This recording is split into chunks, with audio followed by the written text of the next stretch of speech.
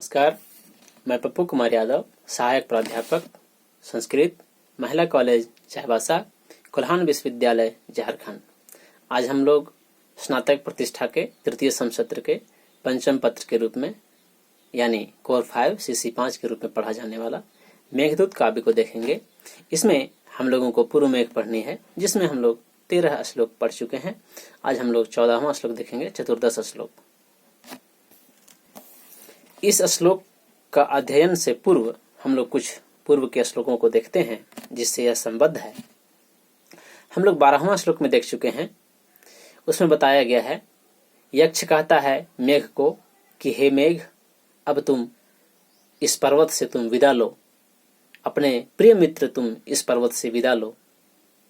यहां से जो पर्वत, जिस पर्वत पर श्री राम के चरणों का चिन्ह है और जो पर्वत तुम्हारे प्रति अपने गर्म गर्म आंसुओं को छोड़कर अपना प्रेम का प्रदर्शन कर रहा है, उस पर्वत से तुम विदा लो।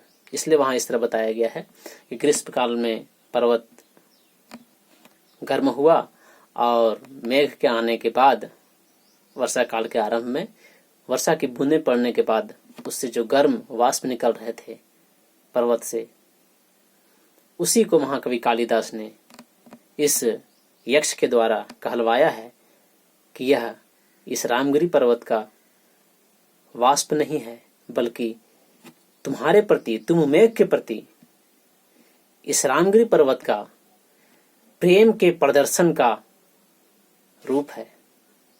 ये आंसू ही, ये वाष्प ही तुम्हारे प्रति प्रेम को प्रकट कर रहे हैं, अभिव्यक्त कर रहे हैं। इस प्रकार के तुम अपने प्रिय मित्र रामगिरी पर्वत से तुम विदा लो। और 13वां श्लोक में बोलता है कि सुनो, रुको भी, अभी तो तुमको मार्ग हमने बताया ही नहीं, पहले मार्ग सुन लो। मार्गम तावत शृणु, तब तक तुम मार्ग सुनो। और आगे बोलता है कि त्वत् प्रयाणानुरूपम, अर्थात तुम्हारे प्रयाण के, तुम्हारे यात्रा के अनुरूप जो जो मार्ग हैं वे सभी हम बताएंगे, उन सभी को हम बताएंगे। और तदनु में संदेशम, और उसके बाद मेरा संदेश सुनना, फिर यहाँ से तुम जाना। पहले मार्ग सुनो, फिर मेरा संदेश सुनना, उसके बाद फिर यहाँ से जाना। इन बातों को 13वां श्लोक में बताया गया है। और ये भी बताया है कि तुम जब रास्ते में थकना तो पर्वत पे अपना पैर रख करके आराम कर लेना, फिर आगे जाना। और जब तुम कमजोर हो जाना तो नदियों के हल्के जल को पी करके, क्योंकि भारी जल स्वास्थ्य के लिए ठीक नहीं होता है, तो तुम नदियों के हल्के जल को लेकर के, क्योंकि नदियों का जल जो होता है पत्थरों से टकराकर हल्का हो जाता है, इसीलिए तुम उसी हल्के जल को तुम पी करके आगे चले जाना। और इस 14वां श्लोक में और 15वां में, इन दोनों श्लोकों में यक्ष मेघ का उत्साह वर्धन करता है, उत्साह बढ़ाता है। क्योंकि किसी यात्रा की सफलता के लिए उत्साह आवश्यक है, उत्साह बहुत ही जरूरी है। इसीलिए यक्ष भी उसको उत्साहित कर रहा है, उस मेघ को उत्साह बढ़ा रहा है। और रास्ते में जो बाधाएं आएंगी उनसे बचकर निकलने के लिए बात भी बता रहा है। तो आइए देखते हैं कि क्या इस श्लोक में बताया गया है। पहले इसका वाचन करते हैं। अद्रिःशृङ्गं हरति पवनः किं स्विदित्युन्मुखीभिः दृष्टोत्साहश्चकितचकितं मुग्धसिद्धाङ्गणाभिः स्थानादस्मात् सरसणिचूला दोत्पतोदङ्मुखः खम् दिङ्नागाणां पथि परिहरन् स्थूलहस्तावलेपान् अद्रिःशृङ्गं हरति पवनः किं स्विदित्युन्मुखीभिः दृष्टोत्साहश्चकितचकितं मुग्धसिद्धाङ्गणाभिः स्थानादस्मात् सरसणिचूला दोत्पतोदं मुखः खम् दिङ्नागाणां पथि परिहरन् स्थूलहस्तावलेपान्।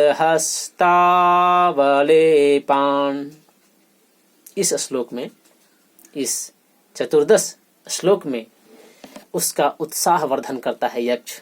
उसको कहता है कि जब तुम आकाश मार्ग से जाओगे तो आकाश में स्थित जो सिद्ध स्त्रियां हैं, सिद्ध एक जाति है जो सूर्य और पृथ्वी के बीच रहती है, वह जाति, और वो सिद्ध पुरुषों की जो स्त्रियां हैं, वैसे सिद्ध जाति में रहने वाले जो सिद्ध पुरुष हैं, उन सिद्ध पुरुषों की जो स्त्रियां हैं वे बहुत भोली भाली होती हैं, कोई छल कपट उनमें नहीं होता है। और वे स्त्रियां जब तुमको देखेंगी तो उनको लगेगा कि लगता है पवन, लगता है कोई हवा, वायु इस पर्वत को उड़ाए ले जा रहा है। इस बात को सोच करके वे तुमको आश्चर्यचकित रूप से, चकितों में चकित, हवा पर्वत के शिखर को उड़ा रहा है, इस प्रकार तुमको चकित होकर के देखेंगी। और तुम जब इस बात को देखेगा और समझेगा तो तुम्हारा उत्साह भी बढ़ जाएगा। आए, मुझे ऐसा समझने लगी कि मैं पर्वत को उड़ा रहा हूं। और तुम इस बात को सोच करके और तुम खुश होगे, और खुश होकर के तुम्हारा उत्साह दुगना हो जाएगा और तुम और तेजी से तुम उड़ोगे आकाश में। इसी बात को इसमें बताया गया है। आगे एक और बात बोलता है कि तुम इस स्थान से तुम अब बहुत तेजी से तुम यहाँ से उड़ जाएगा, चला जाएगा। देखते हैं पहले शब्दों को, कौन कौन से शब्द हैं, कैसे कैसे उनकी व्युत्पत्ति हुई है, क्या है, धातु, लकार, उपसर्ग, प्रत्यय, सब देख करके फिर हम लोग अर्थ को देखेंगे। सबसे पहले है अद्रेह। अद्रेह अद्रि शब्द है, पुल्लिंग शब्द, जैसे कवि, रवि, मुनि, ऐसे ही अद्रि भी है, इसका अर्थ पर्वत होता है। हम लोग देख चुके हैं दूसरे श्लोक में जहां बताया गया है तस्मिन् अद्रौ, उस पर्वत में वहां सप्तमी विभक्ति का प्रयोग किया गया है। अद्रि शब्द का यहाँ षष्ठी का है। अद्रेह अद्रि का, पर्वत का। श्रृंगम शिखर होता है, चोटी होता है, पर्वत का जो चोटी है वही श्रृंगम, द्वितीय विभक्ति एक वचन है। हरति हृ धातु, लट लकार, वर्तमान काल, प्रथम पुरुष एक वचन है। हरति मतलब हरण करता है, ले जाता है, उड़ाता है।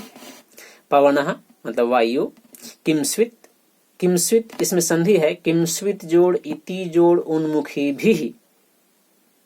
आगे है, यहाँ विसर्ग है, विसर्ग का आगे द्रि के नीचे द्रि के ऊपर में रेफ हो गया है, वही वो भी का ही, विसर्ग का ही वो रेफ है। तो किमस्वित जोड़ इति जोड़ उन्मुखी भी। किमस्वित जो है वह किम और स्वित ये दो अव्ययों से मिलकर के बनता है, जिसमें इन दोनों को मिलने के बाद जो किमस्वित बना है इसका अर्थ होता है क्या, अर्थात जब आश्चर्यचकित रूप से क्या यह बोलना हो तो किमस्वित का प्रयोग किया जाता है। और यहाँ वे भोली भाली स्त्रियां भी किमस्वित का प्रयोग करती हैं। आए, क्या पर्वत को उड़ाए लेते जा रहा है, तो यहाँ भी उसी किमस्वित का प्रयोग किया गया है। आगे है उन्मुखी भी। उन्मुखी भी, उदंग मुखः, उन्मुखः या उदंग मुखः, और उसका स्त्रीलिंग बनेगा उदंगमुखी, अर्थात जो ऊपर की ओर मुख किए हुए हैं। इसका एक और व्युत्पत्ति हो जाएगा उन्नतम मुखम, उन्मुखम, अर्थात जो जिसका मुख ऊपर है वो उन्मुखः बनेगा पुरुष, और स्त्री स्त्रीलिंग में उन्मुखी होगा। उसका तृतीय बहुवचन में, बहुवचन जब रहेगा तृतीय विभक्ति का, तो उन्मुखी भी ये हो जाएगा। आगे है दृष्ट, दृष्टोत्साह चकित चकितम, इसमें संधि है। दृष्ट जोड़ उत्साह, विसर्ग जोड़ चकित चकितम, अर्थात दृष्ट में दृष्ट धातु है, तब प्रत्यय लगा हुआ है। दृष्ट जो बनता है रूप, वही दृष्ट है। उत्साह मतलब देखने के बाद जो उत्साह, उत्साहित हो जाता है वो उत्साह। चकित चकितम, चकितेषु चकितम, चकितों में चकित, बहुत ही ज्यादा चकित, अर्थात आश्चर्यचकित।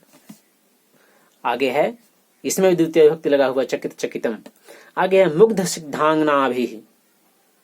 मुग्ध मतलब भोली भाली, सिद्ध मतलब सिद्ध जाति जो होती है वो, और अंगना का अर्थ होता है स्त्री या कांता या प्रिया, और उसका बहुवचन बना हुआ है अंगना भी। तब इसका रूप बनेगा मुग्धाश्च ताः अंगनाः, मुग्धाश्च ताः सिद्धांगनाः। पहले बनेगा कि सिद्धानाम अंगना सिद्धांगना, सिद्ध पुरुषों की जो अंगनाएं हैं, जो स्त्रियाएं हैं, जो स्त्रियां हैं, जो कांताएं हैं, जो प्रियाएं हैं, वो सिद्धांगना है, सिद्धों के जो अंगना है, षष्ठी तत्पुरुष का रूप है। उसके बाद हम बनाएंगे मुग्धाश्च ताः सिद्धांगना, मतलब जो भोली भाली वे स्त्रियां हैं, वे सिद्धों की स्त्रियां हैं, उसका रूप बनेगा मुग्ध सिद्धांगना, और उसका तृतीय बहुवचन रूप जो होगा वह मुग्ध सिद्धांगना भी। आगे है स्थानाद अस्मात्, इसमें भी संधि है, स्थानात जोड़ अस्मात्। स्थान, स्थानम जो शब्द होता है, स्थान मतलब जगह स्थल, उसी का पंचमी विभक्ति एक वचन रूप है स्थानात। अस्मात् जो है वह भी पंचमी विभक्ति रूप है। उसमें तो यहाँ अस्मात् जो शब्द है, स्थानात जोड़ अस्मात्, अस्मात् भी पंचमी विभक्ति एक वचन का रूप है। अर्थात अस्मात् स्थानात, इस स्थान से, जब छोड़ने का अर्थ होता है तब पंचमी विभक्ति होता है, वही पंचमी विभक्ति का प्रयोग किया गया। आगे है सरस निचुलात, सरस निचुलात जोड़ उत्पत जोड़ उदंग मुखः, ये है। तो सरस मतलब रसीला, रसयुक्त, निचुलात निचुल का पेड़ अर्थात बेतस का पेड़, जो बेतस का पौधा होता है छोटा छोटा, वो सरस मतलब जो रसीला रसयुक्त बेतस का जो पौधा है उससे युक्त, अस्मात् स्थानात इस स्थान से। आगे है निचुलात, सब में पंचमी विभक्ति है, सरस निचुलात, इसमें भी पंचमी विभक्ति है, सरस निचुल अर्थात रसयुक्त निचुल का पेड़। आगे है उत्पत, उत्पत जो है वह उत उपसर्ग है, पत धातु जिसका अर्थ गिरना होता है, और इसमें लोट लकार मध्यम पुरुष एक वचन का रूप है। उत्पत मतलब उड़ जाओ, उड़ जाओ, उत्पत उड़ जाओ, उत उपसर्ग है, पद धातु, लोट लकार मध्यम पुरुष एक वचन, ये है। आगे है उत्पत जोड़ उदंग मुखः, उदंग मुखः कः मेघः, मतलब ऊपर की ओर मुख करते हुए, उदंग मुखः सन उत्पत, अर्थात ऊपर की ओर मुख करते हुए, या फिर कह सकते हैं ऊपर की ओर नहीं, उदंग मुखा का यहाँ अर्थ हो जाएगा उत्तर दिशा की ओर मुख करते हुए उड़ जाना, ये इसका अर्थ है। खम मतलब आकाश, हम लोग देख चुके हैं, ख मतलब आकाश होता है, खम का यहाँ है आकाश में उड़ जाना। आगे है दिंगनागाणाम, दिक नाग अर्थात दिशाओं के जो नाग है, दिशाओं के जो हाथी हैं, 8 दिशाओं के 8 हाथी बताए गए हैं, अष्ट दिग्गज, वही 8 दिशाओं के अष्ट दिग्गज हैं, 8 हाथियां हैं। उन हाथियों के ये दिंगनागाणाम अर्थात दिंगनागाओं के, अर्थात उस दिशाओं के जो हाथी है, उन हाथियों के पथी जो है वो पथिन शब्द है, नकारांत पुल्लिंग शब्द है पथिन, उसका सप्तमी विभक्ति एक वचन में बनता है पथी। और आगे है परिहरण, परिहरण में जो होता है परि उपसर्ग है, ह्री धातु है, सत्री प्रत्यय लगा हुआ है, परिहरण मतलब हरण करते हुए, परिहरण करते हुए इस अर्थ में हो जाएगा, मतलब उसको अलग करते हुए, हरते हुए, ले जाते हुए, परिहरण। आगे है स्थूल हस्तावलेपान, स्थूल मतलब मोटा, कृष्ण मतलब पतला होता है, स्थूल मतलब मोटे मोटे, हस्त मोटे मोटे हाथ, हाथी का हाथ यानी सूढ़ उसका, तो स्थूल हस्तावलेपान मतलब उसके उन हाथियों के 8 दिशाओं के जो 8 हाथियां हैं, अष्ट दिग्गज हैं, उन 8 हाथियों के जो मोटे मोटे सूढ़ हैं, उन सूढ़ों के जो अवलेपन है, जो तुमको पकड़ने के लिए वो जो फेंकेंगे, उनसे तुम बच करके और उदंग मुखः सन अर्थात उत्तर की ओर मुख करके उत्पता उड़ जाना, इसी बात को इसमें बताया गया है। देखते हैं अद्रिशृंगम हरति पवनः किं स्वेदित्यादित्यः इत्युन्मुखीभिः, यही रुक जाना है। किंश्वित आद्रेह श्रृंगम हरति पवनः, अर्थात आद्रेह श्रृंगम पवनः हरति, या कह सकते हैं पवनः आद्रेह श्रृंगम हरति किम। ये स्त्रियां जो हैं, भोली भाली स्त्रियां, वे स्त्रियां सोच रही हैं, जब मेघ उड़ता है आकाश में, यक्ष बोल रहा है कि जब तुम आकाश में उड़ोगे, अपने आकाश मार्ग से अलकापुरी जाओगे, तब वे स्त्रियां जो हैं वे तुमको देख करके, चूंकि तुम आषाढ़ मास में आया हुआ मेघ हो, अर्थात वर्षा करने वाला मेघ हो, और वृष्टि का मेघ जो होता है, वर्षा करने वाला जो मेघ होता है वो काला होता है, और काला अर्थात वो एक, और उस काले मेघ को देख करके वो सिद्ध अंगनाएं, जो भोली भाली स्त्रियां हैं, सिद्धों की जो स्त्रियां हैं, वे क्या सोचेंगी, इसी बात को बता रहा है कि आद्रेह श्रृंगम, पर्वत की चोटी को, पवनः हरति किंस्वित, क्या हवा वायु उड़ाए ले जा रहा है। अर्थात पवनः आद्रेह श्रृंगम हरति किंस्वित, यानी हवा जो है, पवन है, वह पर्वत की चोटी को उड़ाए ले जा रहा है क्या।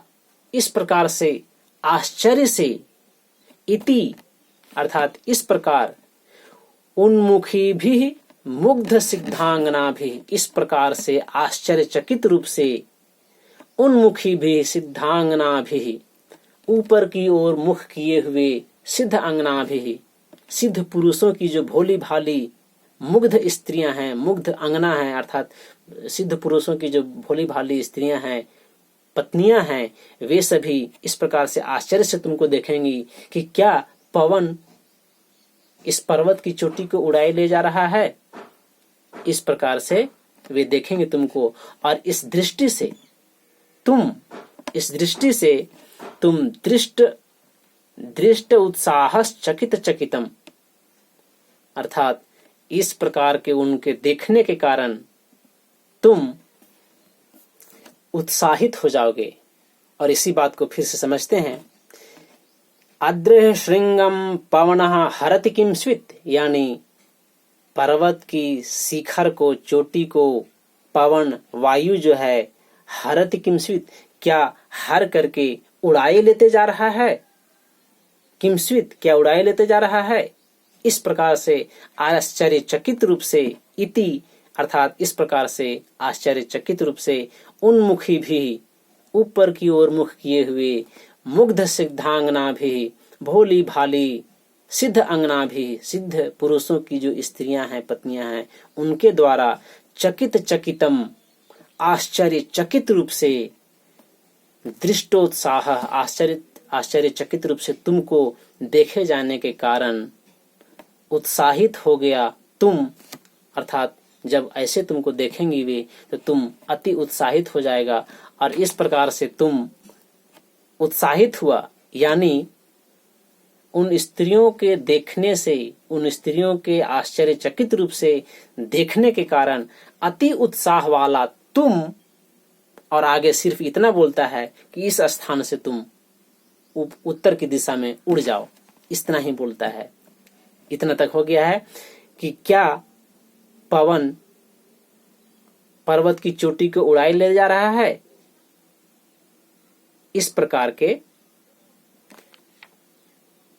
ऊपर की ओर मुख की हुई सिद्ध पुरुषों की स्त्रियों के द्वारा आश्चर्यचकित रूप से देखने के कारण अति उत्साह वाला तुम मेघ, इतना हो गया।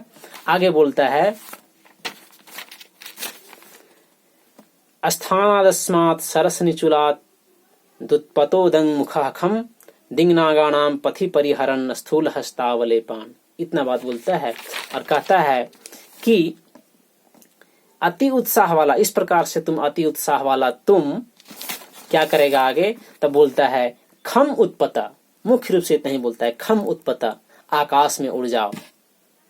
खम मतलब आकाश में उड़ जाओ, अर्थात सिद्ध पुरुषों की स्त्रियों के द्वारा देखने के कारण जो अति उत्साह वाला तुम हो, वह तुम खम उत्पता, आकाश में उड़ जाओ। और कैसे बोलता है कि कैसे उड़ना है, तो इसके लिए वह बोल रहा है। और उसके बाद वो बताता है कि कहाँ से उड़ना है। इतना तो बता दिया कि उन स्त्रियों के देखने के कारण अति उत्साह वाला तुम, यानी तुम मेघ, खम उत्पत्ता, आकाश में उड़ जाओ। कहाँ से उड़ जाओ, इसके लिए बताता है। स्थानाद अस्मात्, मतलब इस स्थान से, अस्मात् स्थानात्। अब यह स्थान कैसा है, यह रामगिरी पर्वत कैसा है यह स्थान, तो इसके लिए बता रहा है। सरस निचुलात, यानी रसीले, रसयुक्त, निचूल के जो पौधे हैं, पेड़ हैं, उन सरस निचूल से युक्त रामगिरी पर्वत से तुम खम उत्पत्ता, आकाश की ओर उड़ जाओ। अर्थात अति उत्साहित वाला तुम, अस्मात् सरस निचुलात स्थानात, इस रसीले या रसयुक्त निचूल के यानी बेतस के जो पौधे हैं, इस प्रकार के बेतस अर्थात रसयुक्त बेतस के पौधे से युक्त रामगिरी पर्वत से तुम, इस स्थान से तुम खम उत्पत्ता अर्थात आकाश में उड़ जाओ। और आगे बोलता है कैसे उड़ना है, तब बोलता है उदंग मुखः क्षण खम उत्पत्ता, अर्थात उत्तर दिशा की ओर मुख करके उड़ जाओ। तो यहाँ कह सकते हैं अति उत्साह या दृष्टोत्साह, देखने से जो अति उत्साह वाला तुम हो, वह तुम अस्मात् सरस निचुलात स्थानात, इस रसयुक्त बेतस के पौधे या पेड़ से युक्त इस रामगिरी पर्वत स्थान से उदंग मुखः सन, अर्थात सन का अर्थ होता है होते हुए, तो उदंग मुखः सन अर्थात उत्तर दिशा की ओर मुख किए हुए खम उत्पत्ता, आकाश में उड़ जाओ। और आगे बताता है कि जब तुम आकाश में उड़ोगे तब रास्ते में दिग्गज मिलेंगे। वो दिशाओं के जो स्वामी हैं, जो दिग्गज हैं, वही रक्षा के लिए जो दिग्गज हैं, वही दिग्गज तुमको अपने सूंड से तुमको रोकेंगे। उनसे तुम कैसे बच के निकलोगे, ये बता रहा है। दिग्नागानाम अर्थात जो दिग्गजा नाम, जो दिग्ग हैं, दिग्नागानाम अर्थात जो दिशाओं के जो नाग हैं, अच्छा नाग जो हैं अर्थात जो हाथी हैं, अष्ट दिग्गज, उन अष्ट दिग्गजों से मतलब उन हाथियों के जो सूंड हैं, कैसे सूंड हैं, तब बता रहा है स्थूल हस्तावलेपन, उनके मोटे मोटे हस्तावलेपन अर्थात सूंढ़ों के अवलेपन, सूंढ़ का अवक्षेपण जो होता है, वो सूंढ़ से तुमको पकड़ना चाहेंगे, उनको, उन मोटे मोटे सूंढ़ों को परिहरण, मतलब उनको परिहरण करते हुए अर्थात उससे बचते हुए तुम पथी आकाश में उदंग मुखा क्षण खम उत्पत्ता, अर्थात आकाश में तुम पथी का अर्थ होता है रास्ता, अर्थात मेघ का रास्ता यहाँ आकाश है, इसीलिए वो बोल रहा है कि उस आकाश में तुम, उस रास्ते में तुम यहाँ से उड़ जाना। सबसे पहले बताया कि सिद्ध पुरुषों की स्त्रियां तुमको आश्चर्यचकित रूप से देखेंगी कि क्या ये वायु पर्वत के शिखर को उड़ाए ले जा रहा है। इस बात को जब तुम देखेगा तो अति उत्साहित हो जाएगा। और उस प्रकार के अति उत्साहित वाला तुम, अति उत्साह वाला तुम मेघ, इस रसयुक्त बेतस के पौधों से युक्त रामगिरी पर्वत रूपी स्थान जो है, उस रामगिरी पर्वत से तुम उदंग मुखा, उत्तर की ओर मुख करके खम उत्पत्ता, आकाश में उड़ जाओ। और रास्ते में दिग्नागा नाम स्थूल हस्तावलेपान परिहरण, और रास्ते में जो हाथियां हैं, जो दिशाओं के रक्षा के लिए जो हाथी अष्ट दिग्गज हैं, उन अष्ट दिग्गजों के जो हाथियों के जो सूंड हैं, उन सूंढ़ों के फेंकने के कारण जो एक तुमको नुकसान हो सकता है, उससे तुम बचते हुए, उन सूंढ़ों से तुम बचते हुए, और परिहरण अर्थात उनसे तुम अपने आप को बचाते हुए पथी अपने रास्ते पर अर्थात आकाश में तुम उदंग मुखा, ऊपर की ओर मुख करके या उत्तर दिशा की ओर मुख करके तुम उड़ जाना, चले जाना। ये इसमें बताया गया है। इसमें कुछ प्रश्न पूछे जा सकते हैं, जैसे वह अद्रेह श्रृंगम कह हरति, मतलब पर्वत के शिखर को कौन हरता है? तो मेघ। किमस्वित का अर्थ क्या होता है? क्या, आश्चर्यचकित रूप से क्या होता है। उन्मुखी भी किसका विशेषण है? सिद्धांगना भी या मुग्ध सिद्धांगना भी। मुग्ध कौन है? तो सिद्ध पुरुषों की स्त्रियां हैं। चकित चकितम अर्थात चकित आश्चर्यचकित रूप से कौन देखती हैं? तो मुग्ध सिद्धांगनाएं देखती हैं, जो भोली भाली जो सिद्ध पुरुषों की जो स्त्रियां हैं, अंगना अर्थात स्त्रियां जो हैं, वही आश्चर्यचकित रूप से देखती हैं, क्योंकि उनमें कोई छल कपट नहीं होता है, कुछ नहीं होता है। वो देखती हैं और आश्चर्य करने लगती है, क्या ये पवन कहीं पर्वत की चोटी को तो नहीं उड़ाए ले जा रहा है? क्योंकि मेघ काला है और एक पर्वत के रूप में वो होकर के और जा रहा है। इसी को देखकर वो आश्चर्यचकित हो जाएंगी। वो कहाँ से उड़ने के लिए मेघ को बोला जा रहा है? रामगिरी पर्वत से बोला जा रहा है। अस्मात् स्थानात्, वह स्थान कैसा है? तो सरस निचुलात, मतलब सरस निचूल है वह, रसयुक्त बेंत के पौधा से, बेंत के जो पौधे लगे हुए उस पर्वत के चारों तरफ, ये उस स्थान से उड़ने के लिए बोला जा रहा है।